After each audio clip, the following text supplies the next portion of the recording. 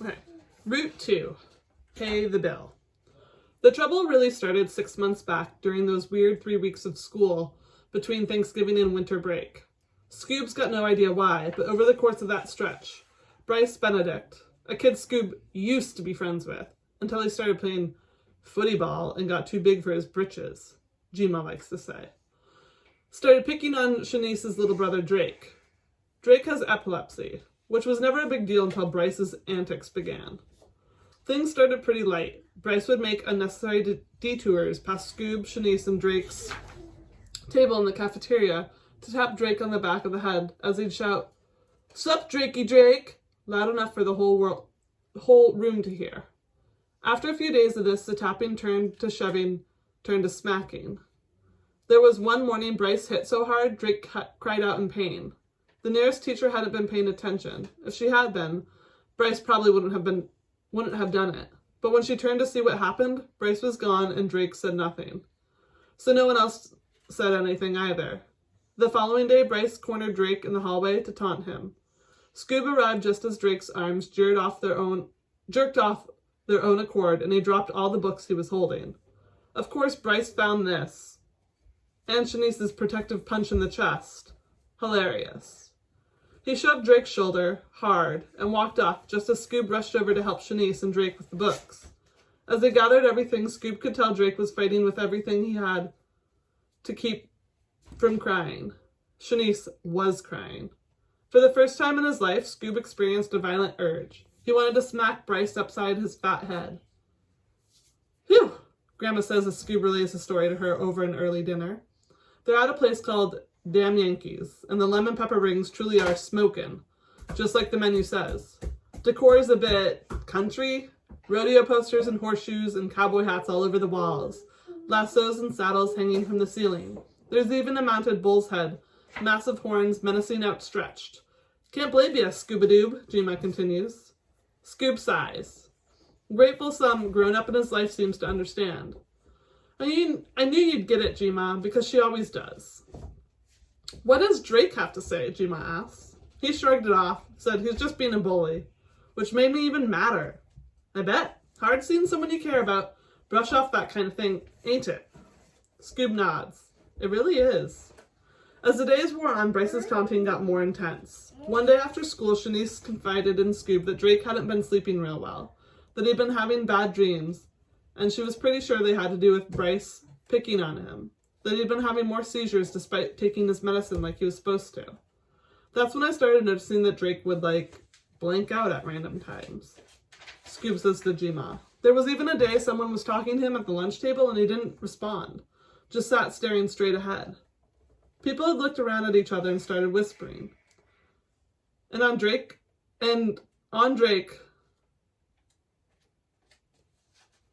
sat perfectly still, blinking, blinking, blinking. Bryce passed by and hit him, and Drake's whole body lurched forward like a board, which Bryce thought was hilarious. Scoob's eyes narrowed at the anger beginning to simmer again. He pointed at his fat pinky finger at Drake and laughed, imitated Drake's blind blinks. Looks like he's having one of those seizures, he said. Did air quotes and everything. Scoob shakes his head. Gma shakes hers too. Then, he said. Too bad is not the type where he shakes and his tongue falls out, and he stuck his big ugly tongue out and pretended to convulse. Shanice jumped up and said something I won't repeat, and then Bryce looked at her, like the evil villains do in cartoons just before they hurt people. When he took a step towards her, Scoob sighs. I lost it, Gma. Just kind of snapped. Scoob will never forget hearing Mrs. Manna Smith gasp as he leapt from his seat, hopped the table, and tackled Bryce. Then they were on the floor, Bryce on his back, Scoob on top of him, punching, punching, punching. Scoob got no idea how long he'd punched. He'd just known at some point one of the punches failed to connect because he was flying up, up, up. And by the time his surroundings came into focus, there was no longer a youngish white lady staring at him, but a little old brown-skinned dude. Mr. Armand, the principal of Casey M. Weeks Magnet Middle School. Soon, that dude was joined by a big, slightly lighter brown-skinned dude, Dr. James Robert Lamar Jr., Scoob's father. And that was the beginning of the end, Scoob says to Gma as he rips another hunk of lemony pepper meat from a chicken leg. The end of what exactly? Gma's eating raw oysters. Scoob shuts his eyes as she picks up a shell and tips the glob of gross into her now snaggletooth mouth. She removes her partial.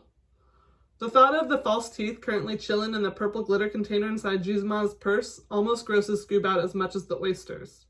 Scoob shudders and takes a sip of sweet tea to clear his head. Sorry, what was the question? Gma smiles. You said the fight with Bryce, the bonehead, was the beginning of the end. The end of what?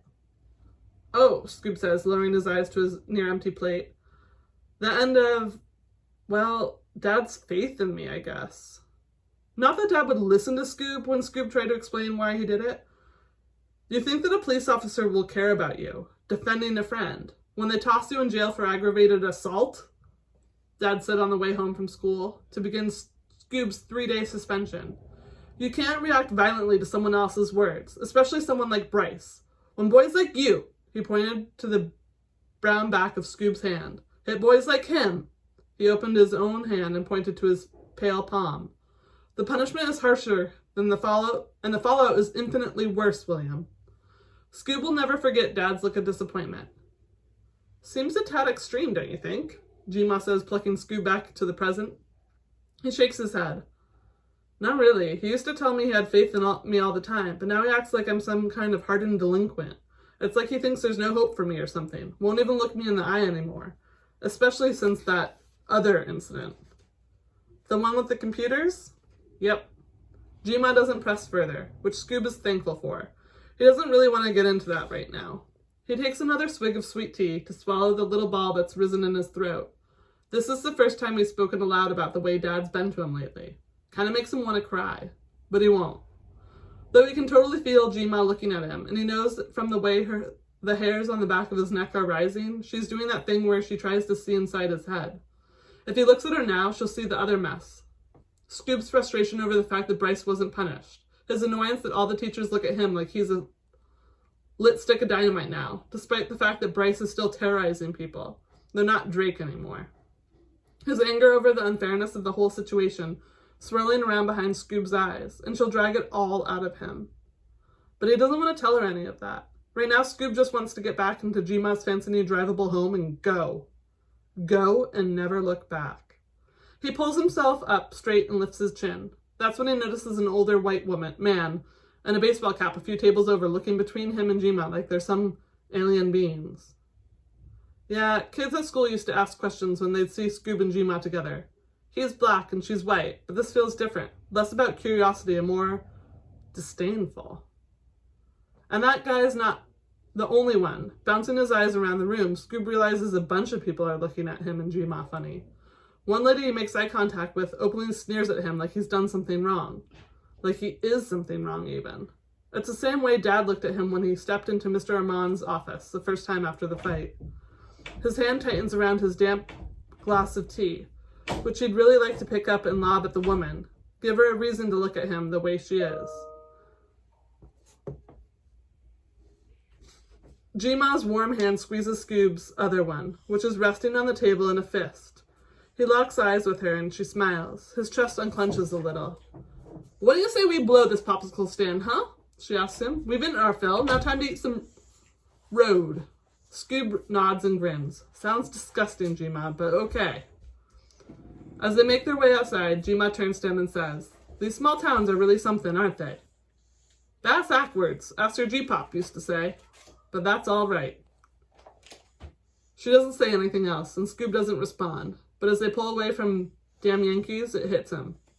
He's pretty sure Gma didn't pay the bill.